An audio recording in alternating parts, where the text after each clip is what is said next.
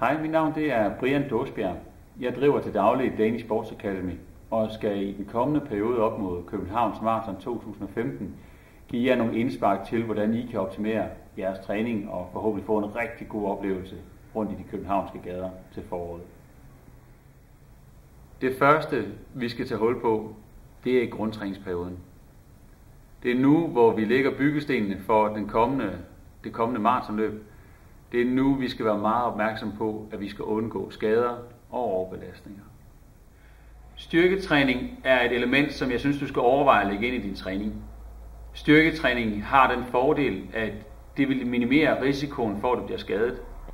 Det vil styrke dine led og dine muskler til at kan modsvare det kæmpe arbejdskrav, det er for dig at løbe et maraton.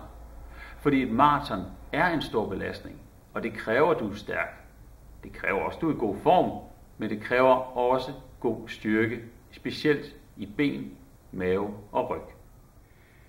Nu vil jeg prøve at vise dig et par enkelte øvelser, som du med fordel kan starte ud med.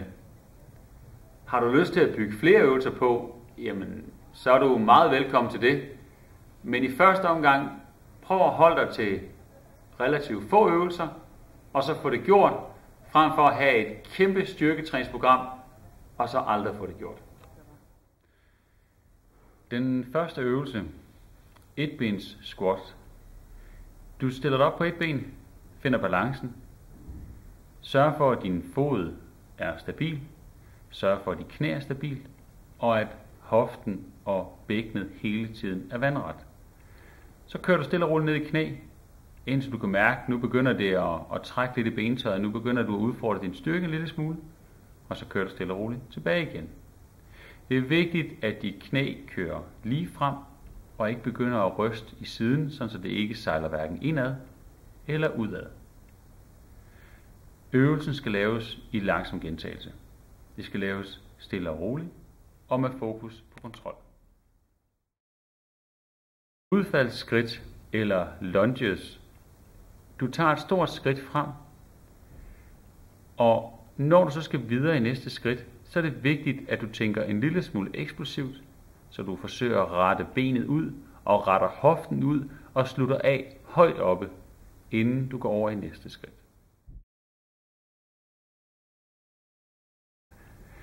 Den sidste øvelse er fodledsvip. Den øvelse vil igen udfordre din balance, den vil udfordre din styrke omkring underbenet.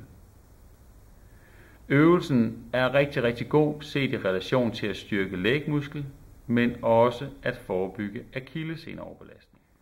Alle øvelserne kan du lave lige så meget, som du har lyst til.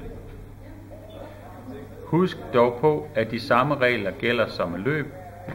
Ømhed er okay, smerte er ikke acceptabel.